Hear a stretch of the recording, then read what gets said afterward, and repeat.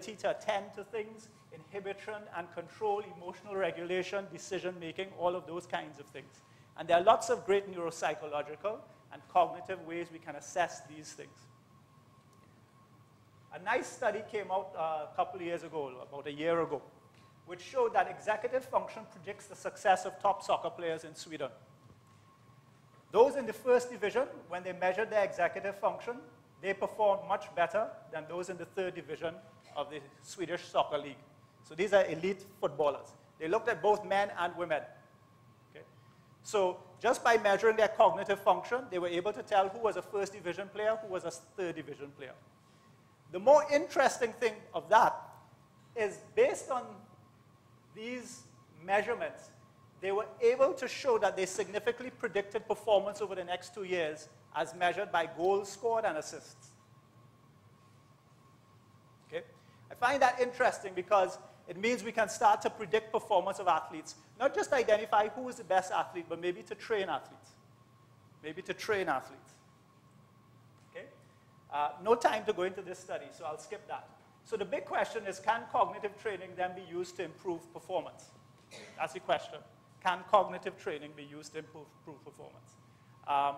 So again, we're way behind in the Caribbean.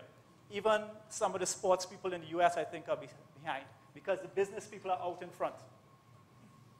So if you look at line, you'll find companies like NeuroTracker and Axon talking about training above the neck and developing very complex programs. The science isn't there that these things work yet, but if you read some of the literature, I think a professional assessment I was reading somewhere with NeuroTracker can cost you $20,000 US. The science isn't there yet, but the businessmen are out in front. Okay? Right. Last thing, neuroenhancement or neurodoping. Unfortunately, I had to leave a little bit early during the last session yesterday to pick up my kids. I wanted to bring this up. But this isn't, I think, a big problem in the Caribbean, but I think in the US it's a big issue. There are reports that 10% of college students admit to using stimulants for studying, Adderall and those kinds of things. I know in baseball, there are about 8% of players who claim to have ADHD and they get their Adderall legally. Okay? Well, a study that came out at the end of last year said 15% of recreational athletes in Germany admitted to use of cognitive enhancers. Why? Because a lot of these things are not illegal. Okay? But those are the pills. We can now do other things. There's something called transcranial magnetic stimulation. Basically, another magnet, not as big as the MRI. You put it on the brain, and it sends out waves, magnetic waves. Lots of research into this area as well. What does it have to do with sport? Well, these magnetic stimulation protocols have been shown to improve motor learning, improve endurance, shorten reaction times, alter decision making. If someone's going through a training regime, if I gave them some TMS every day, would they learn to hit the cricket ball better? Would they pick up the sound of the start gun quicker? We don't know. But it is an area that's very interesting for research. And people are asking, is this neurodoping or is this just improving performance? Because I'm not too sure, because I don't claim to be an expert in any of these areas. I'm just giving you an overview of where people are at. I'm not sure how you can measure whether somebody's had this magnet applied to their brain. I don't know if there are any measurements yet of the electrical signals in the brain that indicated that you've had TMS. So if an athlete is using TMS, I don't know how we're going to be able to pick it up. I could be wrong on that, so don't quote me on it. I could be wrong. Okay.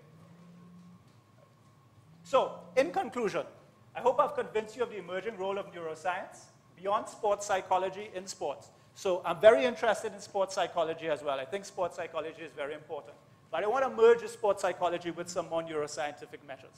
So I hope I've convinced you of that.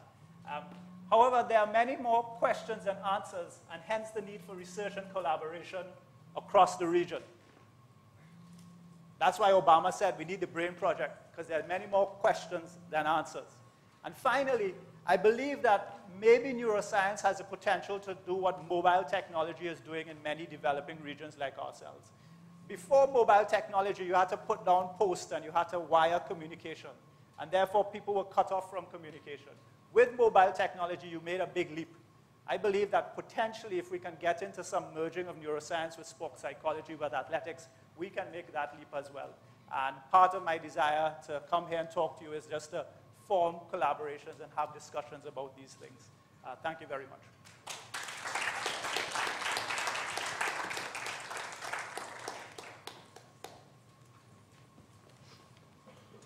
Thank you again, Dr. Youssef. A very stimulating start to the morning's proceedings.